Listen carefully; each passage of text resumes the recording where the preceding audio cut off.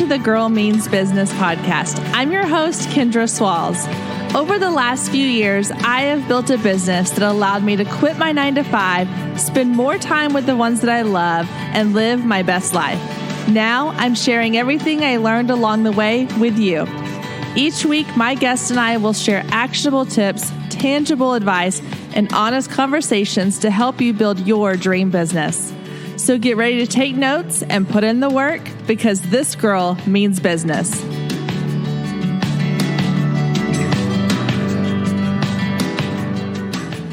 Hey guys, welcome to episode 4 of the Girl Means Business podcast.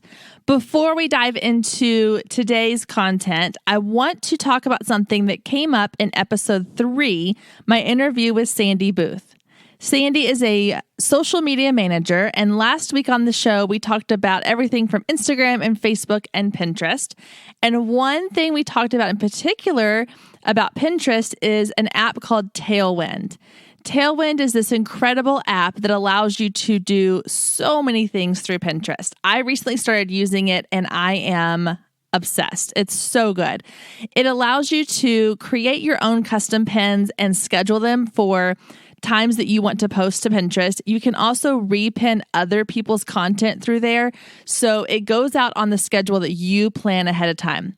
That way you can have a consistent stream of pins going on to your Pinterest account, which lets Pinterest know that you are consistently being active, which is key on Pinterest. It also allows you to create recycling content. This means that you can create content that Pinterest or Tailwind will pin to Pinterest for you on a regular basis. So if you have a cornerstone blog post that you want to make sure is getting out there on a regular basis, you can have Tailwind schedule it to go out each month or on 30 or 60 days or 90-day cycles, whatever you set it to. And it can also only do it for certain times of the year. So if you have content that is specific to a certain time of year, like the holidays or summer or spring, then you can have it only post during those times of the year. It's really intuitive. It's really amazing. The third thing I love about Tailwind is that it has these things called tribes. And tribes are groups of people who have a similar interest. So I think I'm in some for engagements and digital marketing and all kinds of things like that. And you can go in and you can pin your pins in there, and other people in the group will repin your pin for you. And then you go in and you repin other people's content as well. So you're helping each other out by repinning each other's things to get more visibility on Pinterest. It's really amazing. As an offer to all my Girl Means Business listeners, Tailwind is offering you 1 free month. So if you go to today's show notes, girlmeansbusiness.com/episode 4, you'll find a link to get your free month of Tailwind. That link is also, you can find it at bit.ly/GMB Tailwind. That's bit.ly/GMB Tailwind to get your 1 month. Check it out. See what you think. I think you're really going to love it. All right, let's dive into today's topic. Today, I want to talk about something that I truly believe everybody struggles with. No matter how successful you are, no matter how amazing your life is, everybody has dealt with comparison and jealousy at some point in their life, either professionally or personally. I know I personally have struggled with this a ton in my own life and in my business.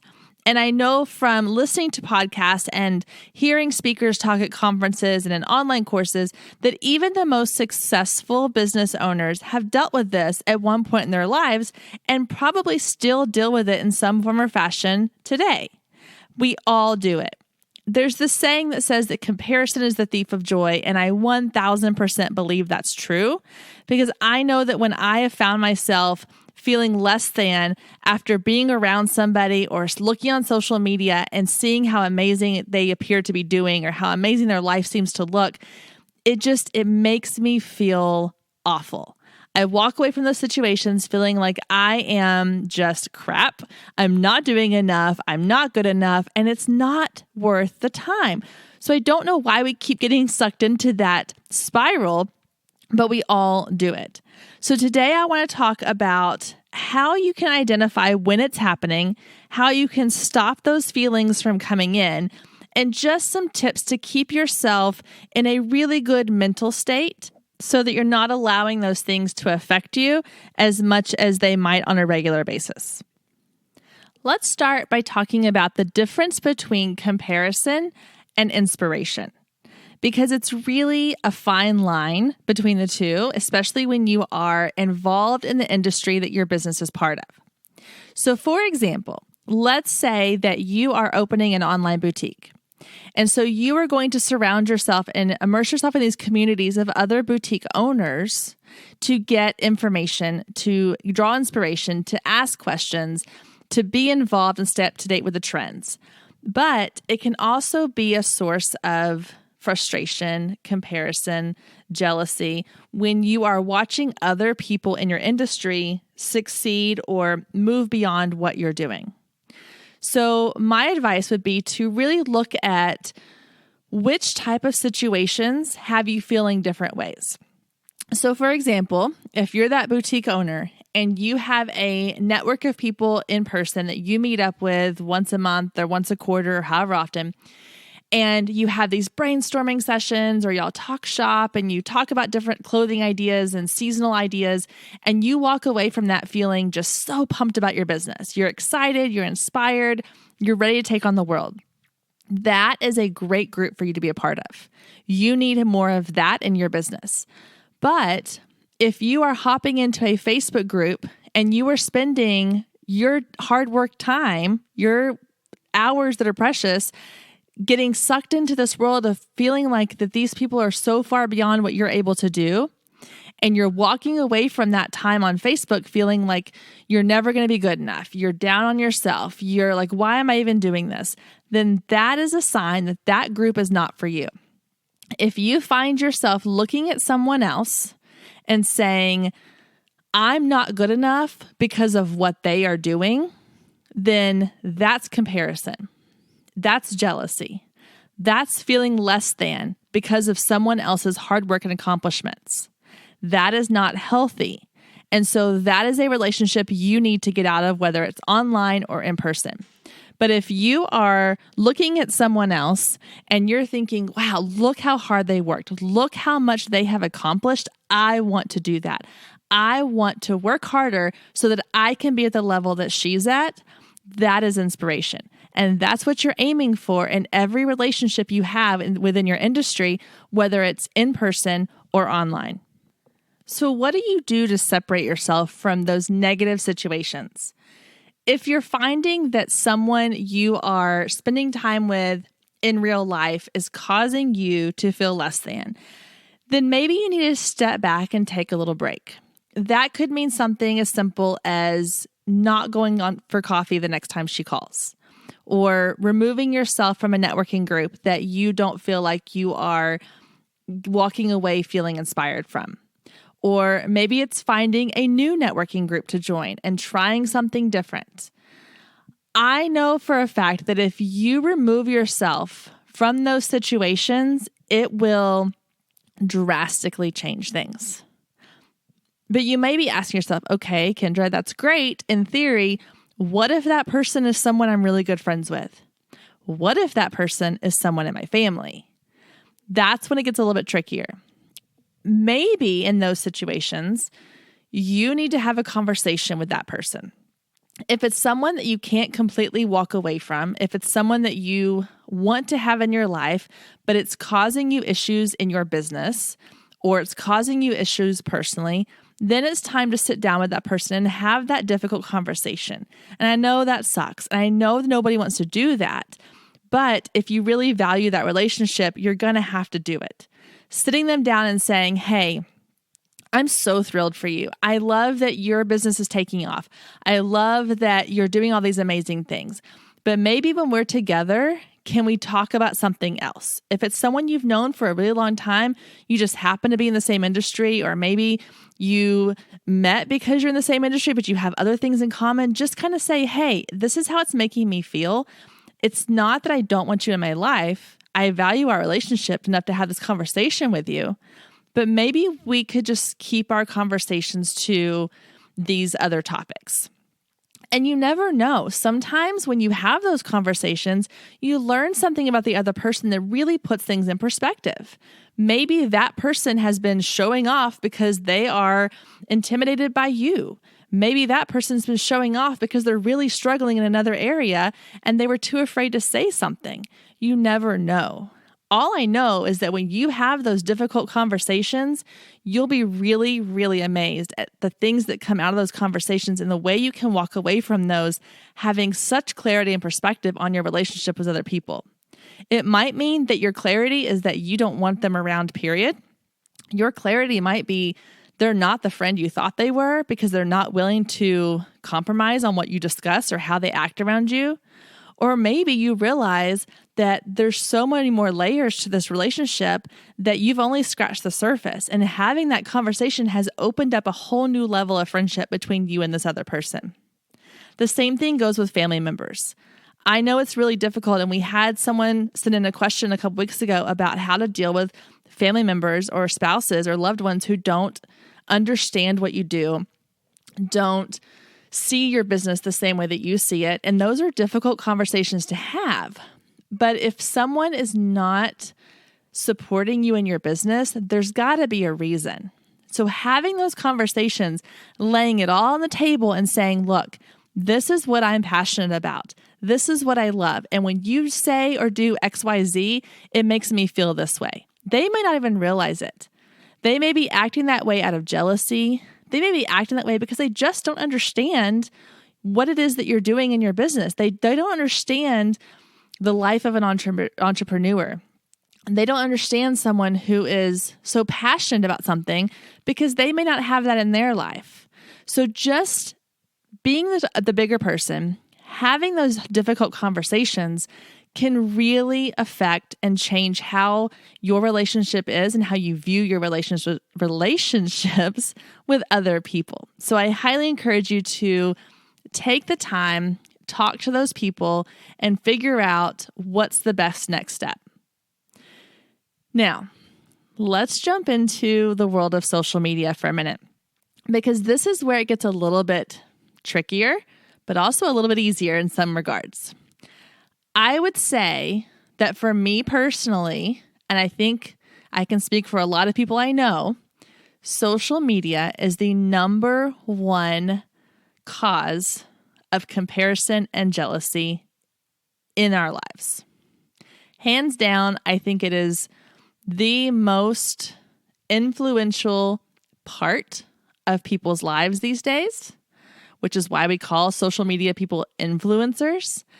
Good or bad, they are influencing how you feel on a regular basis. They're influencing how you shop. They're influencing how you live your life, honestly.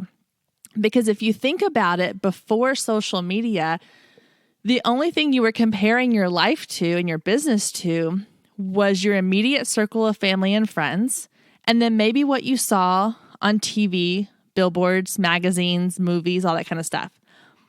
The difference with what you see on TV and in magazines and movies is that there's something in your brain that tells you that's not real, and you don't normally allow that to affect you quite as much.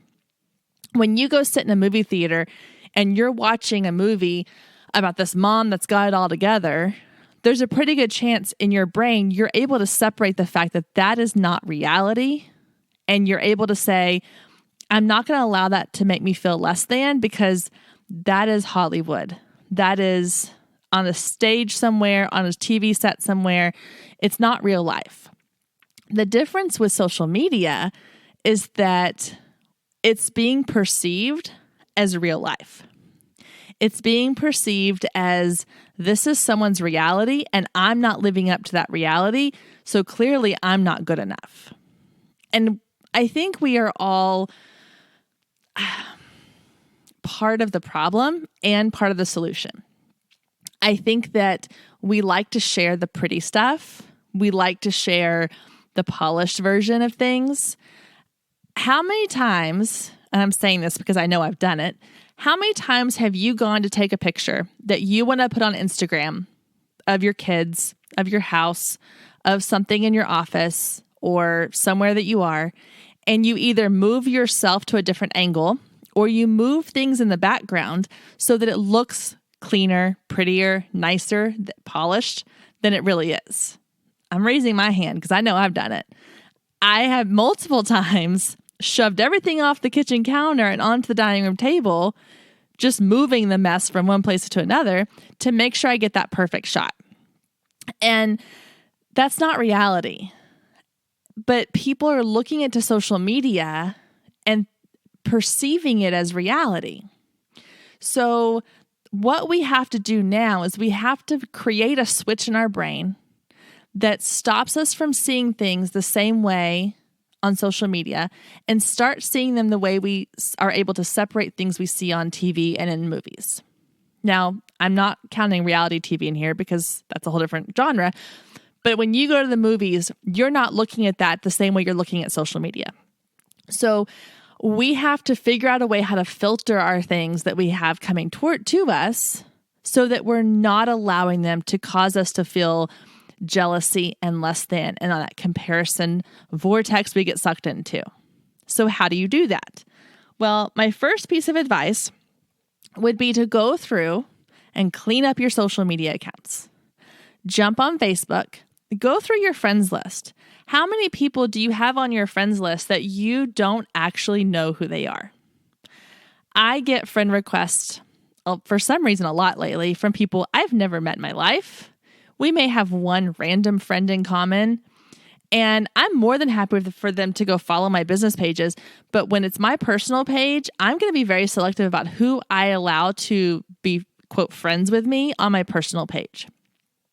I wasn't that selective in the past. So in the past month or two, I've really gone in and pretty much Marie Kondo'd my Facebook accounts and my Instagram account. Because if you don't know who that is, she's the adorable lady who comes into people's houses and makes them get rid of things that don't bring them joy. So I went through my friends list and I said, okay, if I don't know who this person is and I don't recognize their name and I've never met them in real life, do I need to be friends with them on social media? And even if I'm not comparing myself to that person, just the clutter of it all is too much sometimes. It was causing me to open my Facebook account and I'd have to scroll multiple times before I even saw someone that I recognized on my feed. So go in and clean up your Facebook feed, clean up your Instagram feed if it's not for your business. Make sure that you're being very selective on who you allow into your inner circle. And Facebook is your inner circle. It may be a little bit bigger than the inner circle you have in person, but you can still be selective with who you allow into your social media world. If there are people like your family, your friends, or someone that you have a relationship with, but their content, what they're putting on social media is really driving you nuts, it's causing you to feel less than, you feel jealousy, then don't necessarily remove them. If there's someone you don't feel comfortable unfriending, you can just, what is it called? I think when there's a little button you can click, you can hide their content from your timeline. Or you can unfollow them. That's even better. You can unfollow them. That means that you're technically still Facebook friends. You just don't see their content. And with the way Facebook works now anyway, if they were ever to say, oh, did you see my Facebook post about blah, blah, blah, about my vacation to the Bahamas? All you have to say is, oh, well, I didn't. I must have missed that. And then they can show them to you if they want to. But that is a great way to still be friends, quote, friends with someone on Facebook or Instagram, mainly Facebook. I don't think Instagram lets you do that, but not have to see their things bombarding your or your Facebook feed. And so that's a great way to handle that. Now on Instagram, you'd have to actually unfollow them, but there's nothing wrong with that either. If someone is constantly causing you to feel like you are not good enough, and you're feeling that way every time you see their content, then you don't need that. Unfollow them. Unfriend them. Remove yourself from the situation because you can't control what they're posting. You can't control what they're sharing, but you can control what comes across your social media feeds. You have that power. Now, if there are groups that you're a part of, remove yourself from the group. Or I think you can hide content or hide notifications so that you don't see them as much. So if you still want to be a part of the group because you like some of the content that comes across there, then go in and just modify your settings so that you're not being bombarded with it all the time, so that you are in control of what you're seeing and who you're seeing it from. Guys, we have control over our social media to some degree. Mark Zuckerberg does not own that control. You have the right to go in and let them know what you want to see, who you want to follow, and who you want to be friends with. So just take some time and clear out all the clutter. Get rid of all the things that are making you feel that way. And I've done this multiple times throughout my business. There are times when I would follow somebody who I really admired, but just seeing their content on a regular basis made me feel like crap. It constantly made me feel like I wasn't good enough. I wasn't doing a good enough job. And so I decided to just let it go. And I unfollowed, I unfriended, and my life still went on. Guys, that's the great part. They don't have that power over you. You have that power. Your life is not going to end because you don't follow someone you admire on social media. It's going to be fine. It's okay to click that unfollow button. I promise you, it's okay. This is your therapy session telling you go do it. So social media is a big trigger for a lot of people. So I highly suggest go in, clean it up, get rid of anybody or anything that's causing you to feel less than. It will make your life so much better. A weight will be lifted off of your shoulders. It will just change how you enjoy social media, and it will change how you feel about yourself and your business. All right, I'm stepping down from my social media soapbox now. The last thing I want to talk about is your state of mind. So this whole time we've talked about the fact that you are in control. You have the power to remove yourself from situations. You have the power to not allow certain things to come across your news feed or your social media feed. But I want to talk too about situational type situations. So I know for me personally, I had to really look at what state of mind was I in before I hopped on social media. What state of mind was I in before I went to that networking meeting?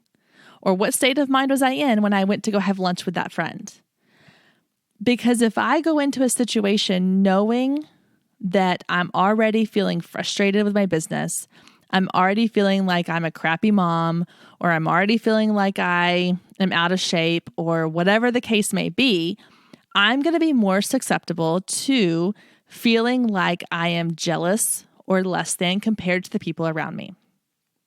So if I know that I've eaten junk food for a week and I haven't gone to the gym, and I go have lunch with my super fit friend who eats nothing but kale chips and hummus, then I'm probably going to feel like crap when I go to lunch with her. So maybe I postpone that lunch. Or maybe we go do something else instead where we can talk about other things and not focus on what we're eating or working out or whatever. The same thing goes for your business. If you feel like you're in a place where your business is not succeeding the way you want it to, or it's not progressing the way you want it to, and you go into a meeting or you go into a Facebook group or a networking event feeling like you're down on yourself, there's a pretty good chance you're going to allow things to affect you that normally wouldn't affect you.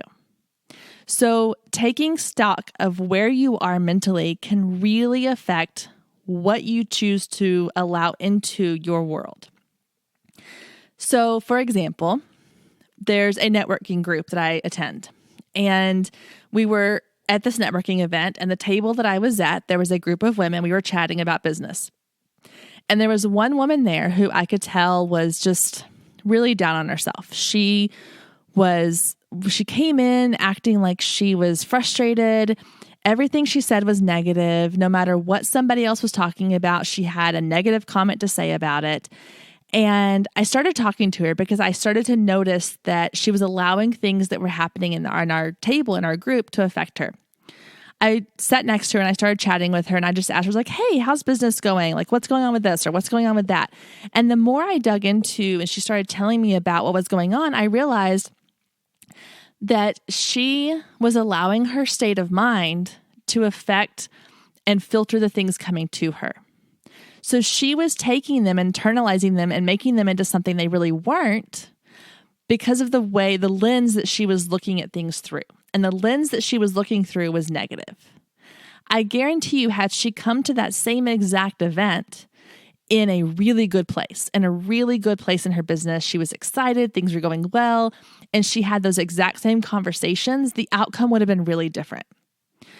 So before you go and start removing people and things from your life, before you start going Marie Kondoing all of your business connections, I want you to really look at how are you doing mentally when you're in those places. Because if you're going to this networking event that normally you have an amazing time at and you walk away feeling inspired, but the last few times that you've gone, you have walked away feeling miserable or less than or disappointed or frustrated, really start looking at, well, is that because I was going into that situation with a negative point of view to begin with? The same goes for social media. I had this conversation with some people today about social media and how, yes, you can't change what people post. You can't change the comments that they make. You can't change what they're doing. But sometimes the lens that you're seeing it through can affect how you filter it for you. So, for example, if there's a Facebook group that you're a part of and someone posts a question about finances or about doing a cost of doing business analysis, and there's all these comments that has nothing to do with you. It was not posted for you. They had nothing to do with your name in it. But all these people are commenting and you are taking their comments personally to you because you're thinking, oh, you're being defensive, basically. You're like, oh, well, that's not right. And, oh, they shouldn't say that. And that's rude or whatever. Maybe that is true. Maybe they are being rude. Maybe those comments are negative. But maybe you're putting a negative spin on something because you're feeling like you aren't doing something well enough. You're feeling down on yourself. So I highly suggest that you take stock of where you are mentally before you go into any situation. Ask yourself the question, am I taking care of me and am I feeling good today? I know for me, I will have days where I just feel really down. I feel really depressed. I feel like I'm just not doing anything right. And when I look at those days and I think, okay, what have I done to take care of me?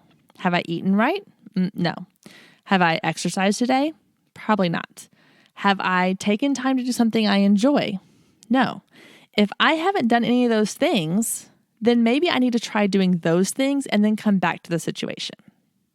So while comparison and jealousy, we tend to put those things on other people as, well, they're making me feel this way.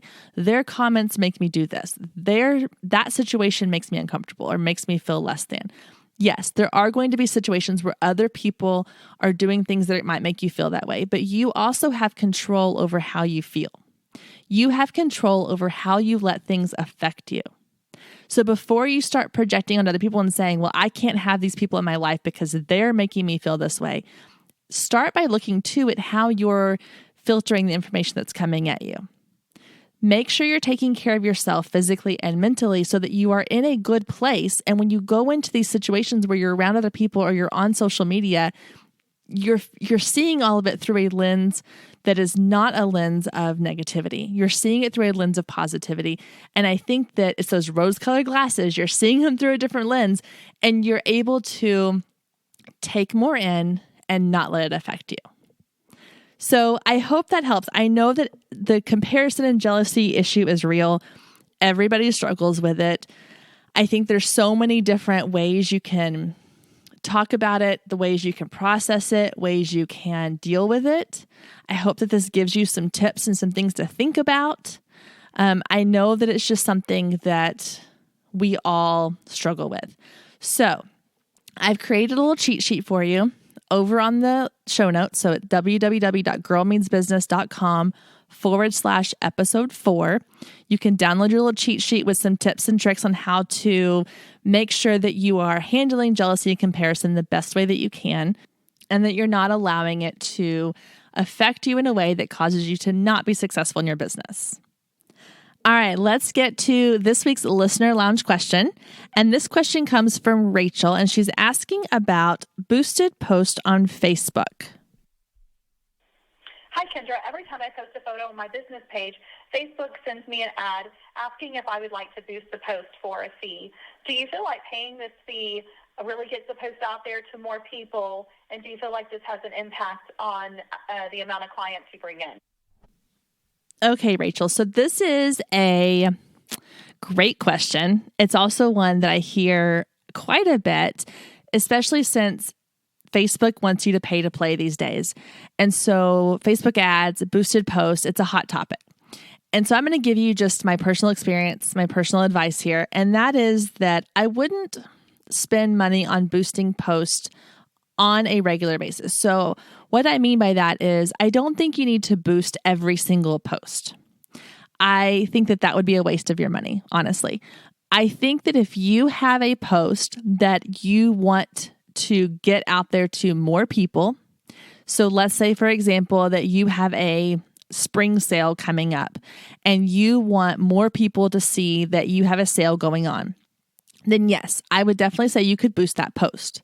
The nice thing about the boosted post is it's so easy to do. You just hit that boost button. You could boost it for $5, $10, $20. You choose how many days you want it to run, and then you get to select the audience that you send it out to. So you can really target the people that you want to see that post. Now, I will say there's a few things I think that you need to have in your post if you're going to boost it. One is I think you need to have a really eye-catching graphic, whether that's a photo, whether that is a video, which video is huge. So Facebook loves video. So if you have a video post that you can do and boost that, you're going to get a lot more engagement. But have something really eye-catching. You want it to stop the scroll. So that means when people are scrolling through Facebook or Instagram, you want it to be so stand out so much that they stop and they want to see what it is. I also think you need to have a really great caption, something that's really going to give them information, details about what you're offering or what you want to share with the world, and make sure that it's written in a way that's easy to read. One thing that drives me nuts is I cannot stand coming up to a Facebook post where the paragraph is 30 sentences long and it's one giant stream of consciousness. It's one giant paragraph. I can guarantee you I'm never going to read that ever. But if it's short little paragraphs with maybe 2 to 3 sentences each, it makes it quick and easy for people to read through. So make sure your post is easy to read, has a great image, and then make sure it's asking them to do something. People are more likely to engage. Your post is more likely to get seen and engagement if it's asking clients or followers to do something. So whether it's click here for more information or book now or shop here or comment below with your favorite whatever, ask them to do something. If you're just putting information out there and saying, here, look at what I have to say, and you're not asking them to do something, you're going to be disappointed with the results that you get. But if you're boosting a post that is quality post, like I said, a great eye-catching image or video, easy to read content, and a call to action where you're having them do something, then I say definitely go for it. Try it out. Don't spend a ton of money. $5 or $10 is plenty. See what happens. And then if you're getting responses from that and you're getting people clicking, you're getting engagement, people commenting, sharing, liking, whatever you want them to do, then look into doing that again in the future. But again, before you go boost a post, make sure it's a quality post because you don't want to waste your money on something that's not going to get you great results. And don't worry, I have some episodes coming up where we're going to really dive into Facebook strategies and ways to get engagement, ways to get your post seen. And then we're also going to be talking about more in detail with Facebook ads and Facebook marketing. So thank you so much for the question, Rachel. I hope that answers your question. If you have a question about business and you want me to answer your question here on the podcast, all you have to do is go to my Facebook page, Girl Means Business, or my Girl Means Business Instagram page, send me a voice recorded question, and you never know when I'll answer it here on the podcast. Thanks, guys, for tuning in again this week. I hope you enjoyed it. I can't wait to see you next week. Same time, same place. See you then.